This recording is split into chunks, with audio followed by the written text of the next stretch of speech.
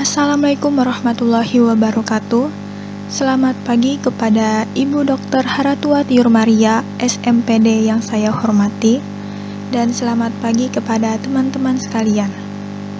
Perkenalkan, nama saya Laras Prameswari dengan NIM F105120137 dari kelas 3A2. Di video ini saya akan menjelaskan model pembelajaran probing prompting. Baik, yang pertama itu ada pengertian.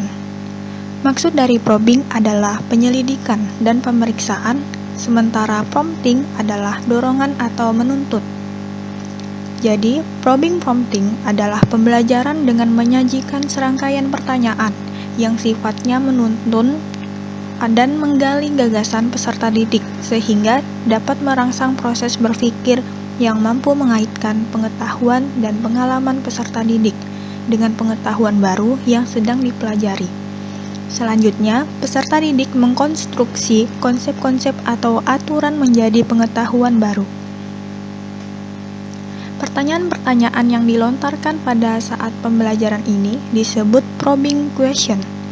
Probing question adalah pertanyaan yang bersifat menggali dan mendapatkan jawaban lebih lanjut dari peserta didik yang bermaksud untuk mengembangkan kualitas jawaban, sehingga jawaban berikutnya lebih jelas, akurat, serta beralasan.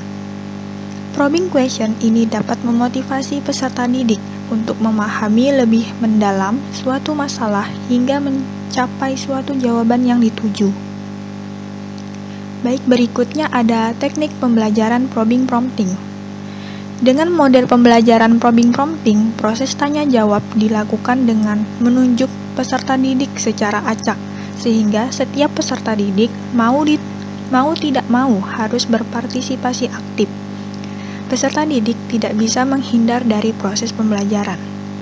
Setiap saat, peserta didik dapat dilibatkan dalam proses tanya-jawab. Akan tetapi, dalam hal ini, suasana kelas kemungkinan akan menjadi suasana tegang. Namun demikian, untuk membiasakan peserta didik menghadapi penerapan probing prompting ini, guru hendaknya memberi serangkaian pertanyaan disertai dengan canda, senyum, dan tertawa, sehingga menjadi nyaman, menyenangkan, dan mengurangi suasana tegang tersebut. Dan perlu diingat bahwa jawaban peserta didik yang salah harus dihargai, karena salah adalah ciri peserta didik sedang belajar dan telah berpartisipasi.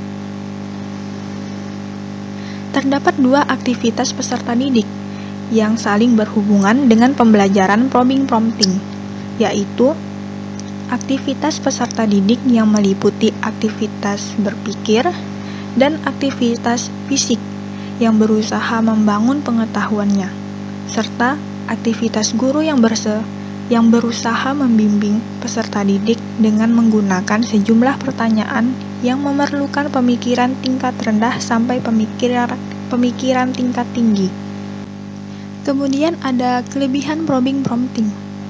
Yang pertama yaitu mendorong peserta didik berpikir aktif, dan yang kedua yaitu memberi kesempatan kepada peserta didik untuk menanyakan hal-hal yang kurang jelas sehingga guru dapat menjelaskan kembali.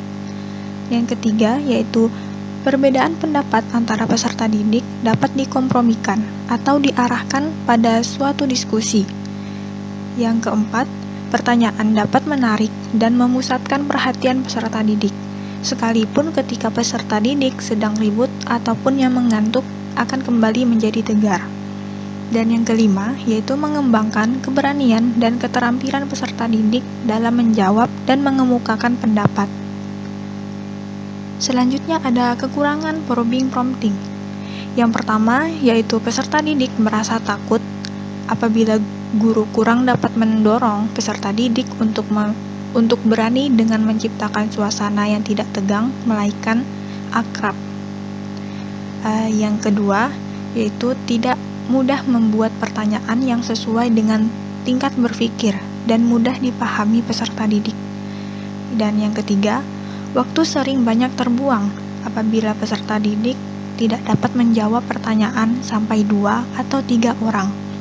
Dan yang keempat yaitu jumlah peserta didik yang banyak tidak mungkin cukup waktu untuk memberikan pertanyaan kepada setiap peserta didik. Setelah itu ada langkah-langkah probing prompting. Nah, yang pertama, guru memberikan pertanyaan yang berhubungan dengan materi yang sebelumnya telah dirancang sesuai dengan tujuan pembelajaran apa yang akan dicapai. Kemudian, guru memberikan waktu untuk memikirkan jawaban dari pertanyaan tersebut. Kira-kira ini disesuaikan dan kira-kira 1-15 detik sehingga peserta didik dapat merumuskan apa yang ditangkapnya dari pertanyaan tersebut.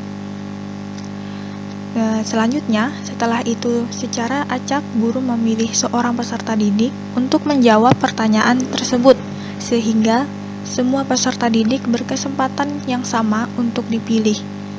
Kemudian, jika jawaban yang diberikan benar, maka pertanyaan yang sama juga dilontarkan kepada peserta didik yang lain untuk meyakinkan bahwa semua peserta didik terlibat aktif dalam proses pembelajaran.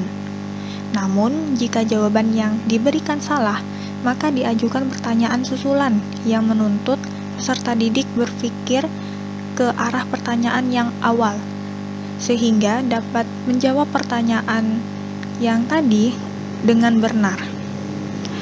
Pertanyaan ini biasanya menuntut untuk berpikir lebih tinggi, sifatnya menggali dan menuntun sehingga semua informasi yang ada pada peserta didik akan membantunya menjawab pertanyaan yang awal.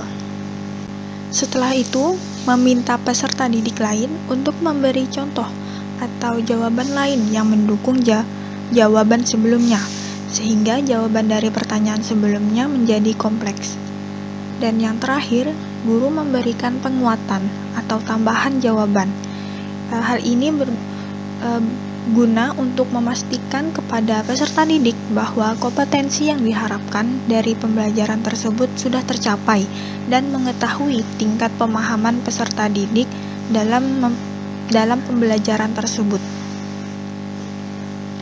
Baiklah, sekian dari pemaparan penjelasan dari materi saya.